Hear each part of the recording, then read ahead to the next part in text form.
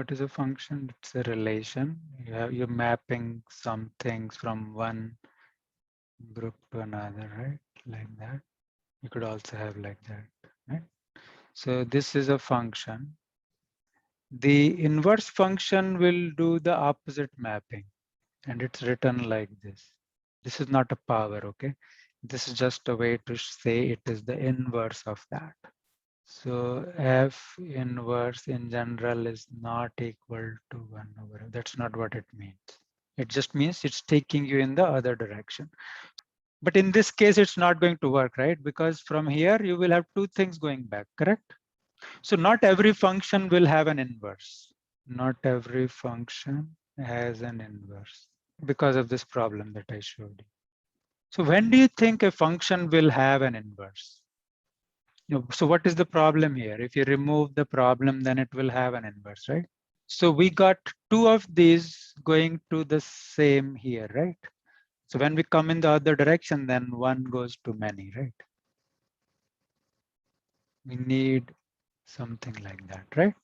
This is called one-to-one correspondence. Every input has one output, and every output is also coming from only one input, and there is nothing extra here, right? Everything is mapped, and every one input has one output, and one output has one input. Now, in this case, you will have an inverse, right? Because you just have to change the arrow direction and you will get the F inverse. So if I have a graph like this, right?